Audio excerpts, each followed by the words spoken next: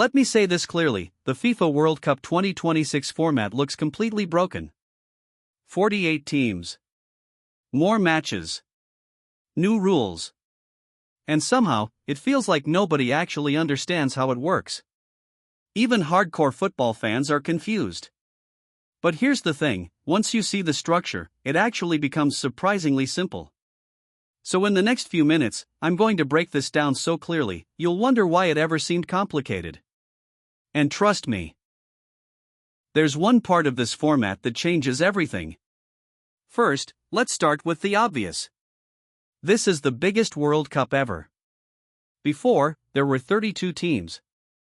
Now there are 48. That sounds like a small upgrade. It isn't. This changes the entire structure of the tournament. More teams means more games, more chaos, and more chances for smaller countries. In theory, this is great for global football. In practice, it gets messy. Now here's where it starts to feel confusing. The group stage. Instead of 8 groups, we now have 12 groups.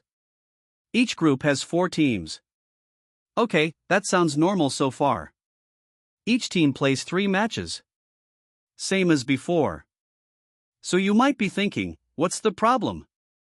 Here's the problem. Not all third-place teams are eliminated anymore. And this is where things get interesting. Because now, some third-place teams actually qualify. Yes, you heard that right. Out of the 12 groups, the top 2 teams go through. That's 24 teams already. But then, the best 8 third-place teams also qualify. So suddenly, finishing third doesn't mean you're out. You're kind of, maybe in. You know the type. This creates a weird situation. Teams might not even know if they've qualified right away. They have to wait, compare stats, and hope other results go their way. This sounds simple. It isn't. Goal difference, points, fair play rules. It turns into a mini math competition.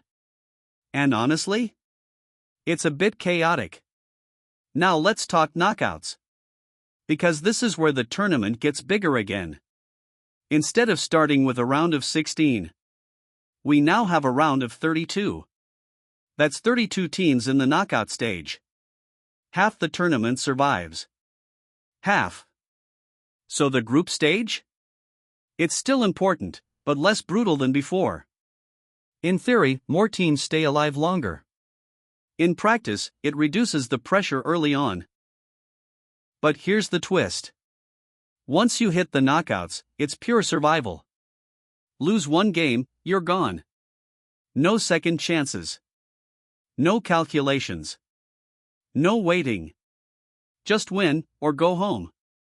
And because there are more teams, the path to the final is longer. More matches. More fatigue. More drama. Honestly? That part is exciting. So why did they even change the format? Simple. More teams means more countries. More countries means more fans. More fans means more money. That's the real game here. But to be fair, it also gives smaller nations a real chance to shine.